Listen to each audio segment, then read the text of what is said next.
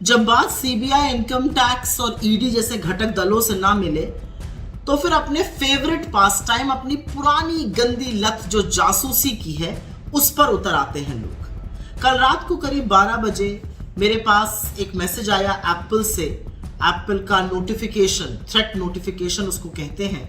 मैं iPhone use करती हूँ और उसमें लिखा गया था कि आप एक स्टेट स्पॉन्सर्ड अटैक का शिकार हो सकते हैं। मैंने उसका स्क्रीनशॉट लिया, अपने कुछ जानने वालों को भेजा कि क्या आपके पास भी आया है। वहां से कोई ठोस ऐसा जवाब नहीं आया, तो मुझे लगा चलो ठीक है, सुबह देखेंगे। जब सुबह सोकर उठे तो पता चला कि ऐसा लगा सब मुझे विपक्ष के साथ ही ये हुआ, बहुत सारे सांसदों के साथ, मेरे बहुत सारे सीनियर कोलीग्स के साथ कांग्रेस पार्टी में। और ये जो थ्रेट नोटिफिकेशन है ये तब होता है जब स्टेट स्पॉन्सर, जब सरकारें आपके फोन के साथ हेरा फेरी, छेड़छाड़, उसमें जासूसी का सॉफ्टवेयर घुसेड़ने की कोशिश करती हैं। तो ये थ्रेट नोटिफिकेशन एक एप्पल से आया था। पहले तो सरकार का सुई पटक सन्नाटा हमेशा की तरह रहा और सूत्रों के माध्यम से, खर्रे के माध्यम से खबरें चलने लगी कि नहीं ऐसा कुछ भी नहीं है। फिर एप्पल का एक स्टेटमेंट आया और सरकार वो खर्रा दिखा दिखा कर बात करने लगी। उस एप्पल के स्टेटमेंट में यह था कि हम स्पेसिफिक तौर पे ये नहीं कह सकते हैं कि कौन सा स्टेट स्पॉन्सर्ड अटैकर है, लेकिन हम ये तफ्तीश करके बता सकते हैं आपको कि जो स्टेट स्पॉन्सर्ड अटैक होते हैं उसमें बहुत पैसा लगता है, बहुत रिसोर्सेज होते हैं, वो बहुत एडवांस होते हैं और उनको बता पाना, उनको पकड़ पाना बहुत बार मुश्किल होता है। कई बार ये जो थ्रेट नोटिफिकेशंस होते हैं ये फॉल्स नेगेटिव भी होते हैं और पॉजिटिव भी होते हैं। बस इसी को लेकर चरण चुंबक मीडिया, क्योंकि खर्रे पर आ गया था कि ये चलाना है, उड़ पड़ा। ये जो एप्पल का स्टेटमेंट है ये एप्पल की वेबसाइट पर अगस्त 2023 से पड़ा हुआ है। अगर देखने और सोचने की थोड़ी शक्ति होती इन लोगों में तो ये अगस्त 2023 से पड़ा है।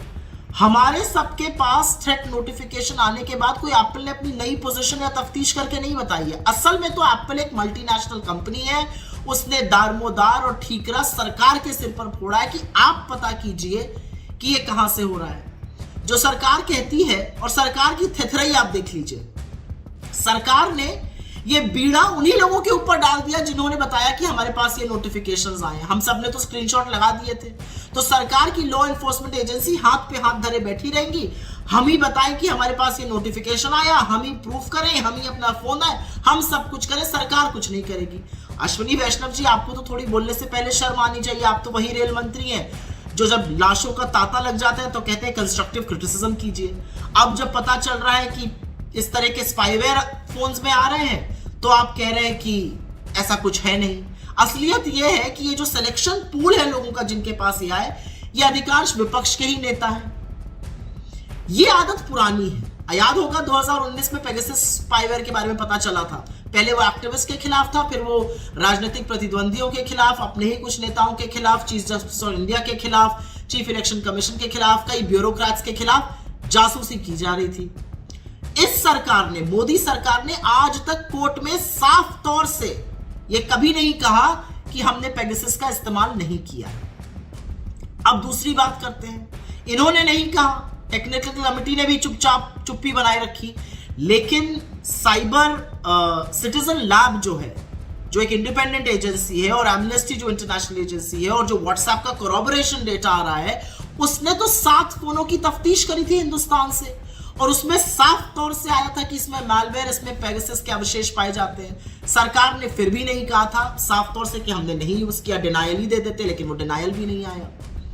अब बात करते हैं कि क्या वाकई एप्पल का फॉल्स नेगेटिव था।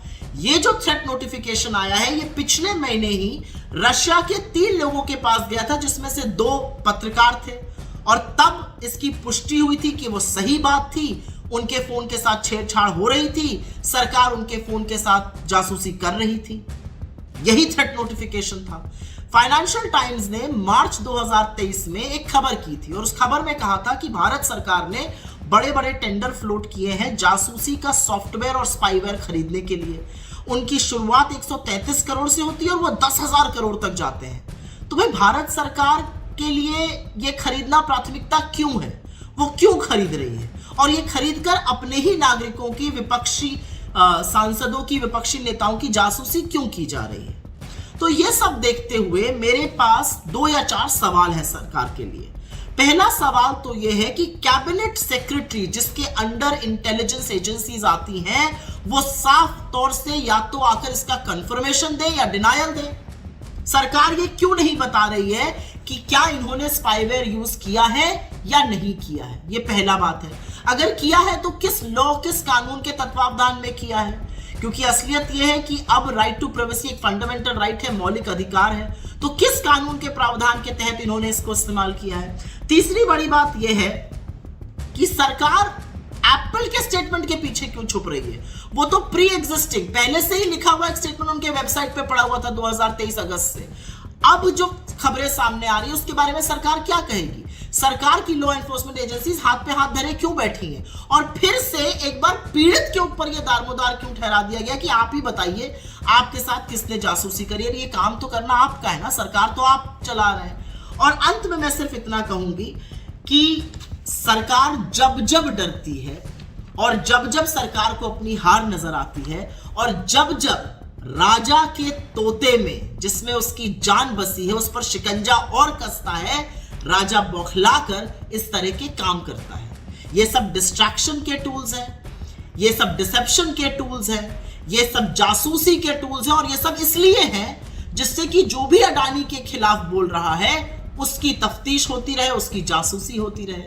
लेकिन इससे ना हम डरने वाले हैं ना घबराने वाले। घबराए हुए आप हैं, बौखलाए हुए आप हैं, क्योंकि राज्यों की हार भी आपको नजर आ रही है और जहां आपकी जान बसती है उस तोते की गर्दन भी हमारे शिकंजे में है, वो भी आपको नजर आ रही है। तो कोई बात नहीं, आप जासूसी करते रहिए। ये लत बड़ी पुरानी है आपकी, गंदी आदतें छोड़ देनी चाहिए, नहीं छोड़ पा रहे हैं।